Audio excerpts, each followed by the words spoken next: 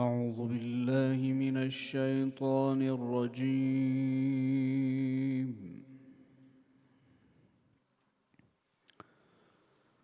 بسم الله الرحمن الرحيم.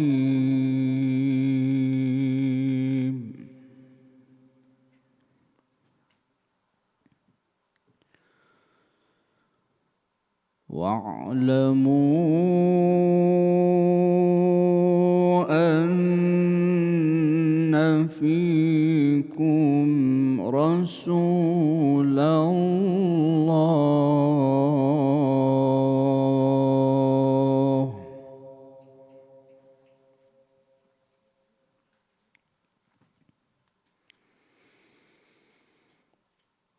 لو يطيعكم في كثير من الأمر لعنتم ولكن الله حبب إليكم الإيمان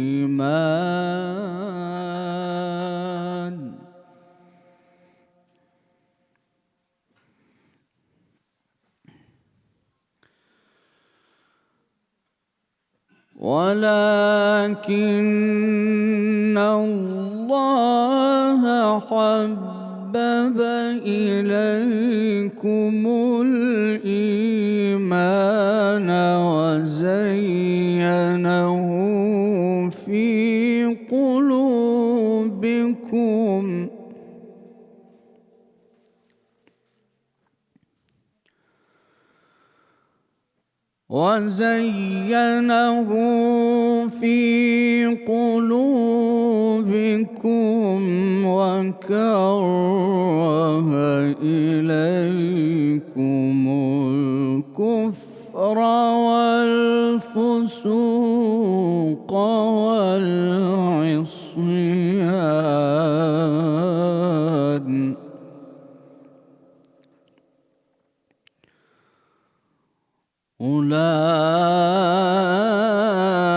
أولئك هم الراشدون فضلا من الله ونعمه والله عليم حكيم.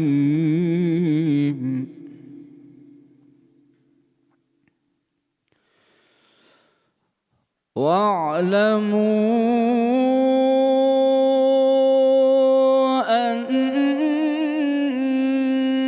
فيكم رسول الله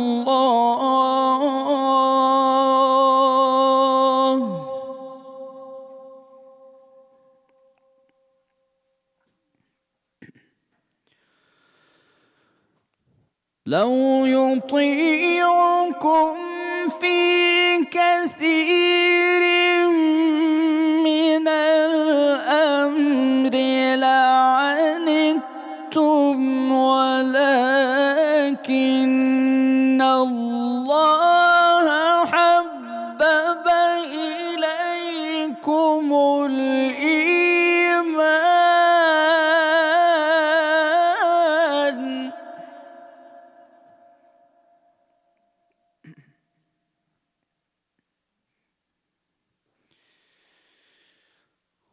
ولكن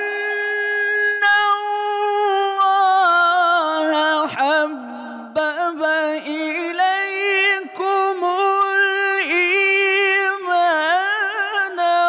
وزينه في قلوبكم وكره إليكم الكفر والفسوق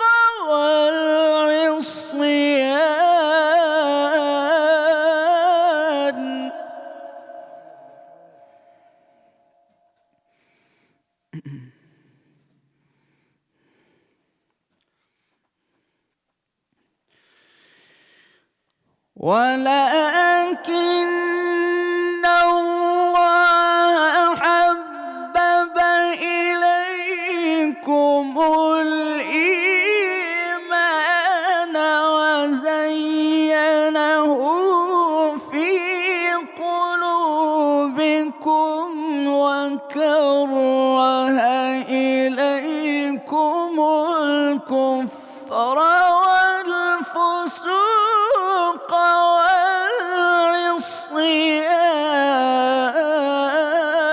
والعصيان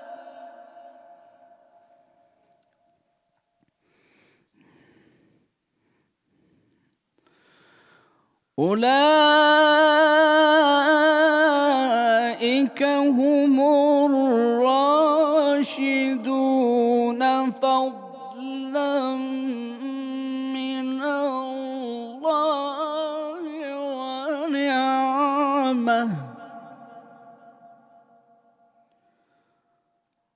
فضلا من الله ونعمه والله عليم حكيم والله عليم حكيم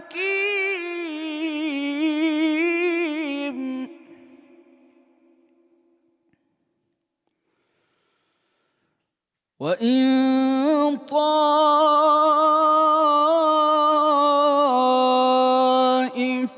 طائفتان من المؤمنين اقتتلوا فأصلحوا بينهما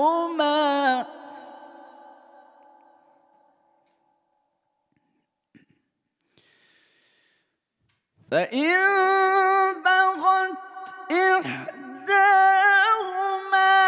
على الأخرى فقاتلوا التي تبغي حتى تفيء إلى أمر الله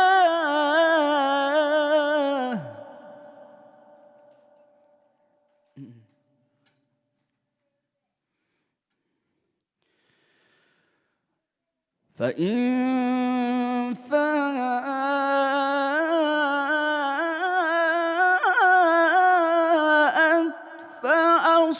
فأصلحوا بينهما بالعدل وأقسطوا إن الله يحب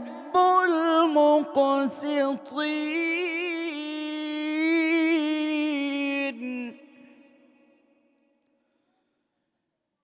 إنما المؤمنون إخوة فأصلحوا بين أخويكم واتقوا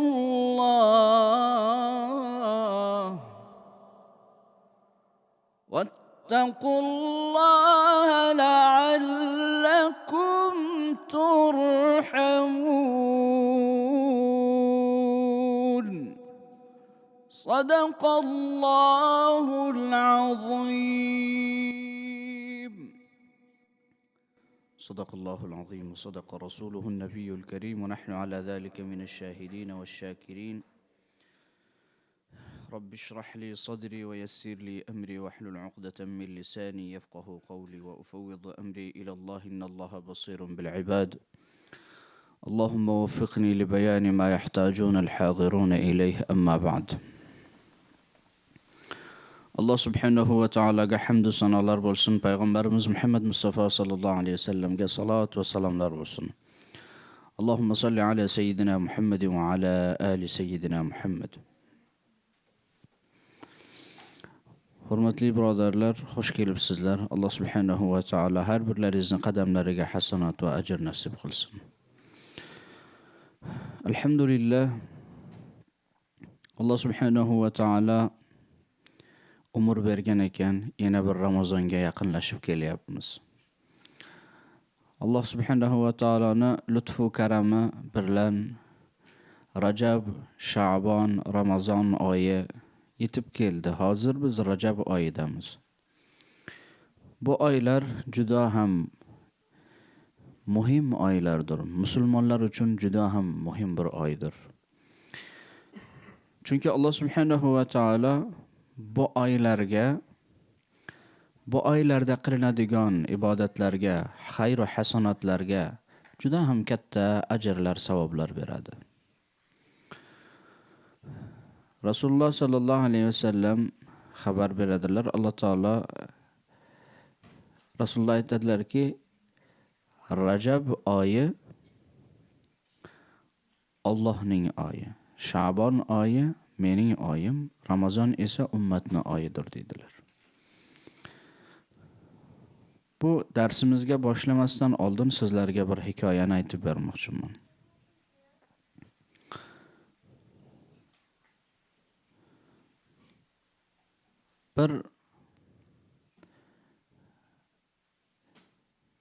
Bir qavm bor ekan. Bular safarga chiqadilar kemada. Kemada safarga chiqadilar. Bilasizlar, kemani o'zini bir kaptani, raisi bo'ladi. Ya'ni kemada bo'ladigan narsalar hammasi o'shani maslahati bilan, o'shani amri bilan bo'ladi. Bular dengizda davom etib ketayotgan vaqtida bir to'fon bo'ladi. Dengizda to'fon bo'ladi. Havo ham qorong'i bo'lgan. Undan keyin haligi kaptan aytadiki, biz deydi bir yerda to'xtashimiz kerak, dam olishimiz kerak va o'zimizni qo'rish uchun ba'zi tayyorgarliklar ko'rishimiz kerak deydi. Ular bir qishloqday joygami va yoinki bir orolchami o'shanga borib to'xtaydilar. To'xtagandan keyin haligi kaptan aytadiki,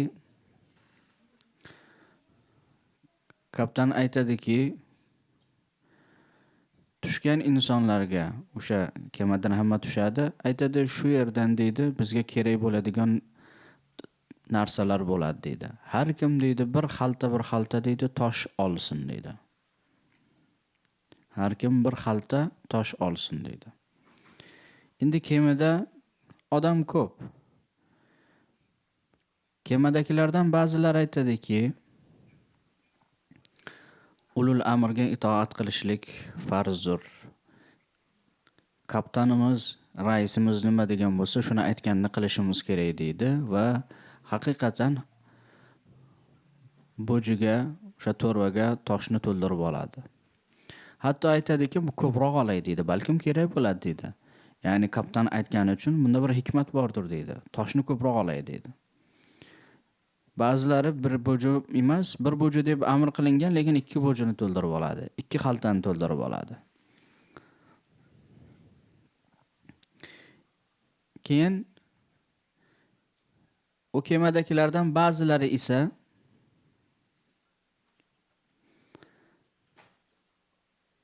aytadi, hay ulul amrga itoat qilish kerak deydi.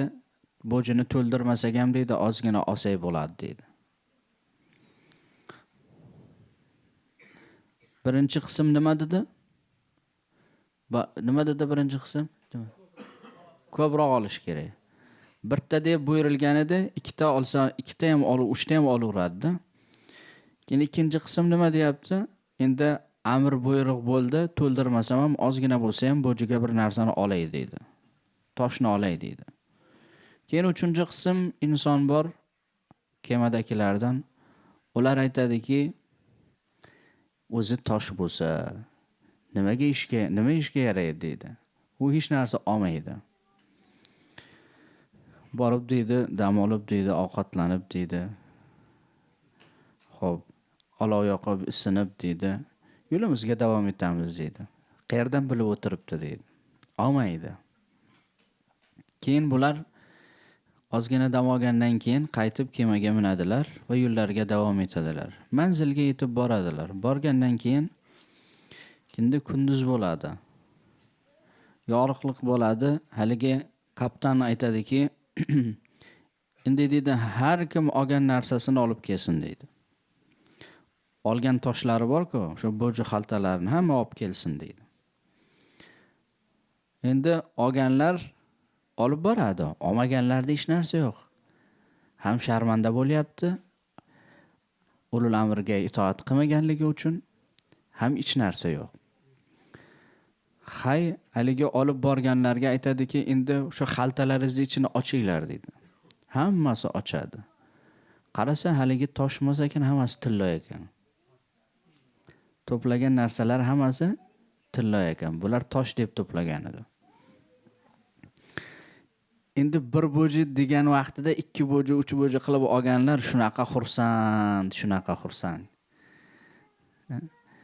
Keyin haligi bir xaltani to'ldirib ol deganda to'ldirmasdan ozgina olib qaytganlar bor edi-ku. Ular endi narkilarga qarab koshkaydi ko'proq olsam edim deydi. Koshkaydi to'ldirgan bo'lsam edim deydi. Lekin bu yoqdagi 3-qismlar bor-ku, ular ham sharmanda, ham qo'lda hech narsa yo'q. Ham amrga itoat qilmadi, ham tilloladan mahrum qoldi. Aslida biz insonlar ham bir dunyo o'zi bir kema bo'lsa, biz kemani ichidamiz. Kemani ichidamiz. Bolalar, bolajonlar, qani ozgina dars eshitamiz. Bo'ladimi? Dars eshitaylik. O'yin keyin bo'ladi. Xo'pmi? O'yinni keyin o'ynaymiz. Biz insonlar ham dunyo kemasidamiz. Va bu 3 oylar bor-ku. Rajab, Sha'bon va Ramazon. Bu oylar ham haligi kelib to'xtadi-ku kema. Bir orolda kelib to'xtadi-ku. O'sha oroldir bu yoqqa. Bizni bu yerda xaltalarni to'ldirishimiz kerak. To'ldirishimiz kerakki, biz asl maqsadga yetib borganimizda, asl manzilimizga yetib borganimizda sharmanda bo'lmaylik. Bu yerda albattaki qilgan amallarimiz bizga toshday tuyuladi. Xuddi bo'jini to'ldirib olganda tosh og'irligi bor-da, og'ir, zahmat, mehnat bor. Lekin aslida u tosh emas, tilla bo'lganligini bilmaydi. Bu yerda ham biz insonlarning ahvoli shunaqa. Namoz o'qiymiz, namoz bizga og'ir tuyuladi. Ro'za tutamiz, og'ir tuyuladi. Xuddi toshning og'irligida. Zakot berish og'ir tuyuladi. Xuddi o'sha toshning og'irligida. Ammo dar haqiqat bularning og'irlik, ya'ni tosh emasligini, dar haqiqat bular sarmoya bo'lganligini qachon bilamiz? Maqsadga yetib borganimizda. Manzilimizga yetib borganimizda. Bu dunyodan o'tib oxiratga borganimizda u yerda nomaya a'molimiz xuddi o'sha bo'jilar ochilganday nomaya a'mollarimiz ochiladi. Ochilgan vaqtida unda bir bo'jida vazifa berilgan edi. Undan ko'proq olganlar bor-ku, shunaqa xursand bo'ladi. Keyin fayaquluha umqra'u kitabiya deydi. Ularga nomaya a'moli o'ng tomondan berilganlar nima deydi? Mana meni kitobim, olinglar o'qib ko'ringlar deb hammaga xursand bo'lib aytadi. Ammo bu yerda hech narsa to'plamagan inson u yoqqa borsa sharmanda bo'ladi. U yoqqa borganda sarmoya degan narsa yo'q, amrga itoat qilinmagan hech qanaqa mukofot olmaydi. Keyin kofirlar nima deydi? Ya laytani kuntu turaba. Koshkaydi biz to'proq bo'lsaydik, bu kunlarni ko'rmasak edik. Jahannamga borsa, ya laytani kuntu turaba. Jahannamning azobini ko'rgan vaqtda koshkaydi biz to'proq bo'lsaydik. Va ba'zilar aytadiki, ya Rob bizni bu dunyoga qaytarib yubor. Bu safar borsak Senga shunaqa ibodat qilamizki, boshimizni sajdadan ko'tarmaymiz deydi. Lekin u bu dunyoga kelish o'zi bir marta bo'ladi. Ketgan qaytib kelmaydi. Hech kim qaytib kelmagan. Bizlar ham qaytib kelmaymiz. Shuning uchun bu yerda bir narsalar qilishimiz kerak. Va bu 3 oylar bor-ku, bu 3 oylar bizlar uchun juda ham katta bir fursatdir. Bulardan yaxshi istifoda qilishimiz kerak. Rajab oyida Mi'roj bor. Mi'roj kechasi. 1-2 kundan keyin bo'lsa kerak. Inshaalloh biz masjid olarak Mi'roj kechasi uchun program qilishni plan qilyapmiz. Inshaalloh Farruh aka sizlarga e'lon qilib beradilar. Mi'roj kechasini ma'naviyat bilan o'tkazishni xohlayapmiz. Kelajak haftaki mana shu darsimizni inshaalloh boshqa bir yerda va ma'naviyat bilan o'tkazishlikni hadaf qilib, maqsad qilib oldik. Xo'p, o'zi Mi'roj deganda Mi'rojni hammamiz bilamiz. Qalbning uruji, Rasululloh sollallohu alayhi vasallamning Alloh subhanahu va taolo bilan muloqot qilganlari. Inshaalloh keyingi hafta Mi'roj haqida ko'p gapiramiz. Bu keyingi jumada, inshaalloh. Keyingi jumada inshaalloh program qilmoqchimiz, Alloh nasib qilsa. Mi'roj deganda qalbimizni uruj qildirishimiz kerak. Qalbimizni osmonga ko'tarishimiz kerak. Yuragimizni poklashimiz kerak. Mi'rojdan maqsad o'zi nimadir? Mi'rojdan maqsad Alloh subhanahu va taolo bilan yaqinlik. Alloh subhanahu va taolo bilan muloqot. O'zi namoz mu'minning mi'roji deb aytiladi. Mi'roj kechasida o'zi namozlar o'qilishi kerak. Zikrlar, toat, ibodatlar, tahajjudlar bo'lishi kerak. Inshaalloh buni keyingi haftaga plan qilyapmiz. Rajab oyi bu shaklda o'tadi. Keyin Sha'bon oyi bor. Rasululloh sallallohu alayhi vasallam juda ham ko'p roza tutganlar. Ramazondan keyin eng ko'p roza tutgan oylari Sha'bon oyi bo'lgan. Eng ko'p ibodat qilgan oylari Sha'bon oyi bo'lgan. Hatto Hazrat Oysha aytadilar, Rasululloh sollallohu alayhi vasallamga shunaqa ibodat qiladilarki, oyoqlari qavarib ketadi. Hazrat Oysha aytadilar, "Ya Rasululloh, sizni butun gunohlaringiz kechirilgan, sizga jannat farz bo'lgan. Ahli jannatsiz. Nimaga o'zingizni bunaqa qiynaysiz ibodat qilib?" deganda Rasululloh aytadilarki, "Men shukr qiladigan banda bo'lmayman", dedilar. Ya'ni shukr qilish uchun aslida o'zi namoz o'qishlik Alloh bilan bo'lgan muhabbatingizni ko'rsatadi. Allohga qalbi, ko'ngli yaqin bo'lgan inson namozga ham qalbi, ko'ngli yaqin bo'ladi. Chunki namoz demak Alloh bilan muloqot demakdir. Sha'bon oyida bizni qiladigan narsalarimiz: roza tutish. Boshida, o'rtasida va oxirida roza tutish. Hech qila olmasak, Sha'bonning yarmisida, ya'ni 14-kun, 15-kechasida tahajjud namozlari o'qib, o'sha kechani ihyo qilish. Nimaga? Hadis sharif bor. Alloh subhanahu va taolo yer yuziga tajalli qilib bandalariga xitob qiladi. Yo'qmi mendan mag'firat so'raydigan, kechiray. Yo'qmi mendan rizq so'raydigan, rizqini beray. Hadis borda.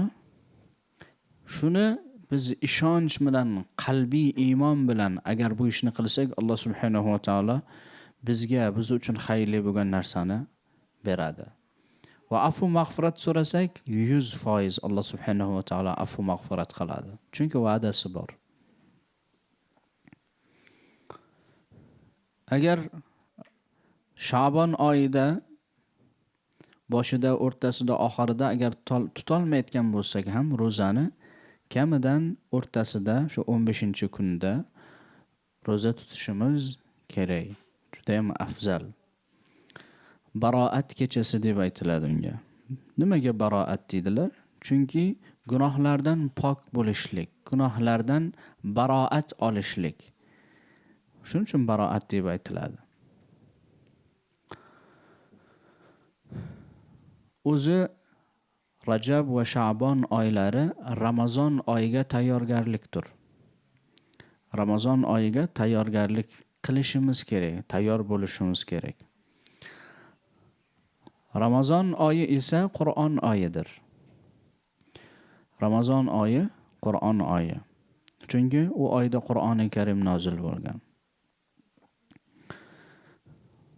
Baroat kechasida Alloh subhanahu va taolo bir harf Qur'on o'qiganga 20 mingta savob berar ekan. 20 ming bir harfga. Normal vaqtlarda bitta Qur'on o'qiysiz, bir harfiga 10 savob olasiz. Baroat kechasida bir harfiga 20 ming savob olasiz. Qadr kechasiga bir harfiga 30 ming savob olasiz. Ya'ni bular aslida siz va bizlar uchun juda ham bir katta fursat. Alloh subhanahu va taolo bandalarni yaxshi ko'radi. Juda ham mehribon. Juda ham mehribon. Va xohlaydiki Alloh subhanahu va taolo bandalarini afu qilsa, mag'firat qilsa. Faqat buning uchun banda o'zi harakat qilishi kerak. Bandaning harakati bo'lishi kerak. Yani Allohdan mag'firat so'rash kerak. Imtihon shu. Ya'ni gunohlar nima uchun berilyapti? Gunohlar nima uchun bor? Alloh taolo gunohlarni nima uchun yaratdi? Nima uchun inson murtakib bo'ladi gunohga? Chunki tavba qilsin deb. Tavba qilsin deb. Shuning uchun ya'ni gunoh qilib qo'ygan inson, gunohkor inson tavba qilishdan qo'rqmasligi kerak. Noumid bo'lmasligi kerak. Alloh taolo nima deydi? La taqnatu min rahmatillah. Innalloha yaghfiru-zunuba jami'a. Allohning rahmatidan noumid bo'lmanglar. Alloh taolo hamma gunohlarni afu mag'firat qiladi. Biz o'zimizni tozalashimiz kerak. Qalbimizni tozalashimiz kerak. Qalbimiz Ramazonga tayyor bo'lishi kerak. Chunki Ramazon Qur'on oyi. Toza bo'lmagan joyga mehmon ham kelmaydi. Masalan, qalbni bir havuzday qilib o'ylasak, havuz bo'lsa, o'sha havuzning ichida bunday axlatlar bo'lsa, haligi havuzga kirasiz keladimi? Kelmaydi. Nima qilinadi? Birinchidan havuzning ichidagi yomon suvlarni tashqariga chiqaramiz. Undan keyin yangi suv qo'yib, undan keyin u havuzga kiriladi. Axlat bor bo'lsa, yomon suv bor bo'lsa, qancha ham toza suv tashlayversangiz, yana u yangi kelgan suv ham nima bo'ladi? U axlatga qo'shilib ketadi. Shuning uchun birinchidan havuzni kirlardan, axlatlardan tozalab, toza suvni qo'yib, undan keyin havuzga kiramiz. Qalbimiz ham xuddi shu havuzga o'xshaydi. Biz birinchidan qalbimizni tozalashimiz kerak, poklashimiz kerak. Nimalardan? Gunohlardan, ma'siyatlardan, fisq va fujurlardan qalbimizni tozalashimiz kerak. Qalbimiz o'zi Ramazonga tayyor bo'ladi. Qalbimiz toza bo'lsa, Ramazonda ixlos va samimiyat bilan ro'za tutishimiz oson bo'ladi. Ixlos va samimiyat bilan Qur'on o'qishimiz oson bo'ladi.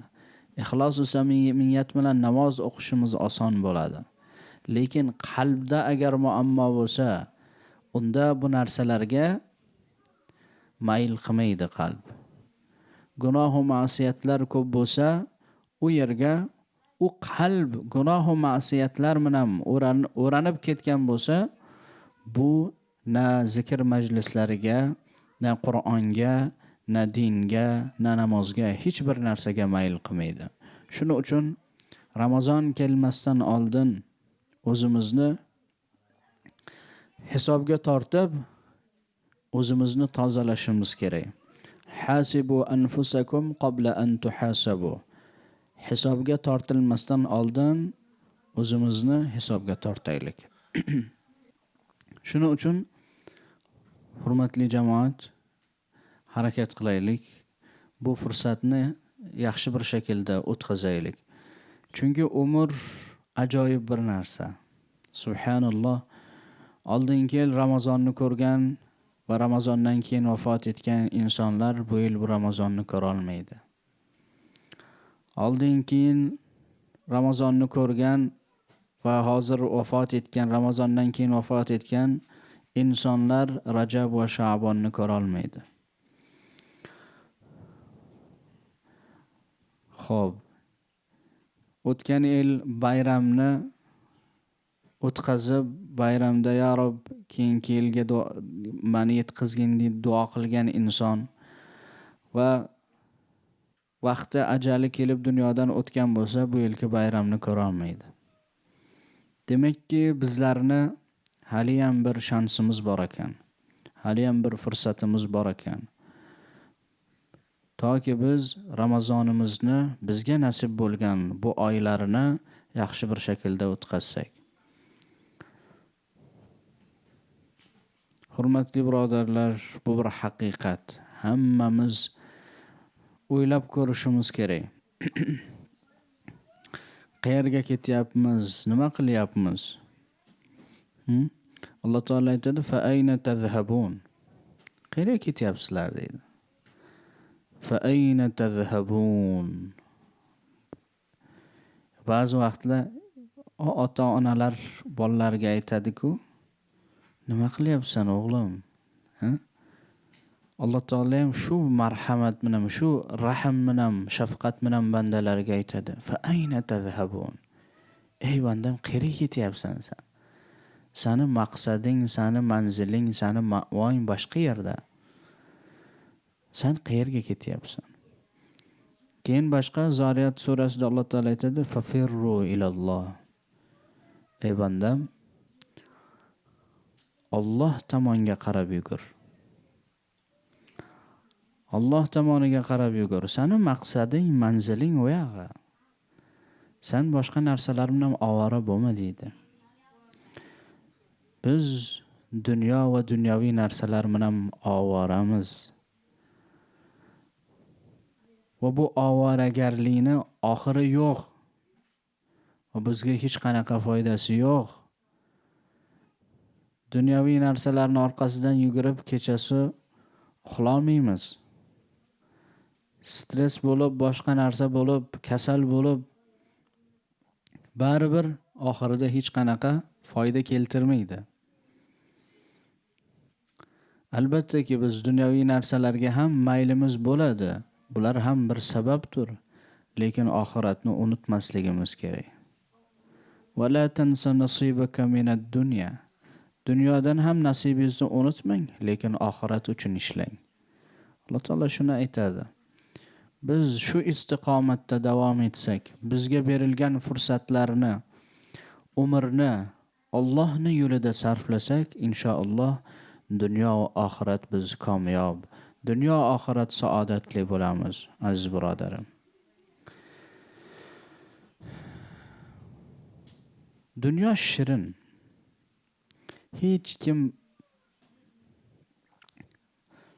masalan, o'lib ketgan odamlar bor-ku, ulardan bir kun oldin so'rasangiz, bir kundan keyin o'lasan desangiz ishonmaydi. Hatto yarim soat oldin so'rasangiz ishonmaydi. Xuddi bizlarga o'xshab. Hozir biz o'tiribmiz, gaplashyapmiz. Shunaqa planlarimiz borki, subhanalloh, 50 yildan keyin nima qilaman? Shunaqa planlarimiz borki, bu yoqni to'ldirib qo'yganmiz. Bankda shuncha pulim bo'lsin, bunaqa joyim bo'lsin, bunaqa biznesim bo'lsin, shu bo'lsin, bu bo'lsin. To'ldirib qo'yganmiz. Ya'ni xayol qurishlik, xayol etishlik noto'g'ri demayapman. Albattaki bular bo'lishi kerak. Lekin o'sha xayollarning orqasidan yugurib asl haqiqatni esdan chiqarmaslik kerak. Mani aytmoqchi bo'lgan narsam bu. Birinchidan o'zimdan boshlab o'zimga aytaman. Ba'zi vaqtlar dunyoviy narsalarga mayl bo'lib ketadi, misol. O'zimizning fikrimizda, aqlimizda bo'ladi. Keyin men o'zimga aytaman, "Ey, nima qilyapsan?" deyman. Shunday dunyo o'ramlab oladi birdan. Keyin aylantirib yuriydi o'zini ichida, shu aylantirib yuriydi. Tashqarini ko'rgani qo'ymaydi.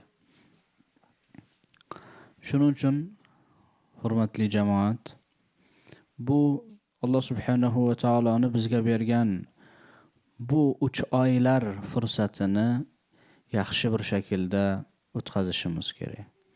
Bundan qanchaki foydalana olsak, o'shancha biz uchun yaxshidir.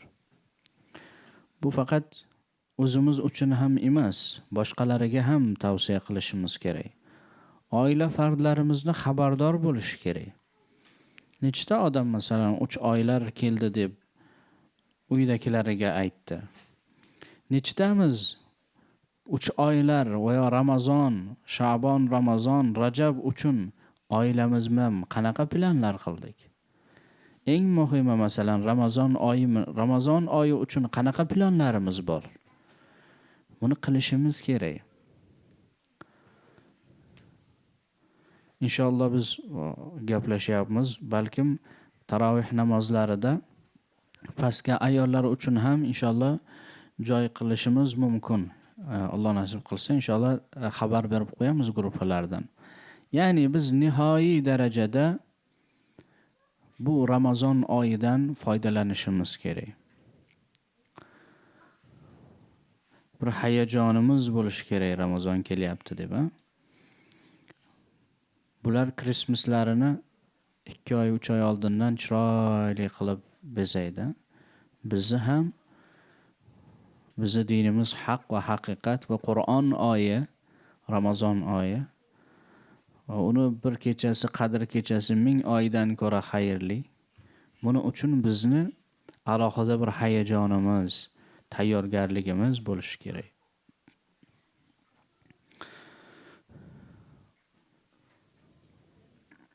Alloh subhanahu va taolo bizga Rajab va Sha'bon oyini xayrli qilsin. Alloh subhanahu va taolo sog'lik, salomatlik bilan hammamizni Ramazon oyiga yetkazsin. Alloh subhanahu va taolo bu oylardan yaxshi bir shaklda istifoda qilishlikni hammamizga muyassar qilsin. Alloh subhanahu va taolo umrimizga baraka bersin. Ibodatlarimizga baraka bersin. Alloh subhanahu va taolo ibodat qilishimizga bizga yordam bersin. Uni tavfiqi bo'lmasa biz hech narsa qila olmaymiz. Shu duoni doim qilaylik. Allohumma a'inna ala zikrika va shukrika va husna ibadatik. Allohumma a'inna, ey Allohim menga yordam bergin. Nimada? Ala zikrika, seni zikr qilishlikda menga yordam ber. Va shukrika, va senga shukr qilishlikda yordam ber. Va husna ibadatik, va senga chiroyli bir shaklda ibodat qilishlikda menga yordam ber deb doim buni so'rashimiz kerak. Chunki bilasizmi, bu ham bir katta bir tavfiq, katta bir shans. Chunki ko'p insonlar o'sha ibodatga erisha olmaydi va uni tavfiqi yo'q o'sha insonlarda. Inshaalloh Alloh subhanahu va taolo bu 2 oyni barakali qilsin, bizni Ramazonga yetkazsin, yaxshi bir shaklda istifoda qilishligini nasib muyassar qilsin. Alloh subhanahu va taolo tavfiq, hidoyat nasib qilsin, oilalarimizga, naslimizga, nasabimizga yaxshi insonlar bo'lishlikni nasib muyassar qilsin. Alloh subhanahu va taolo qalblarimizga inshiroh bersin.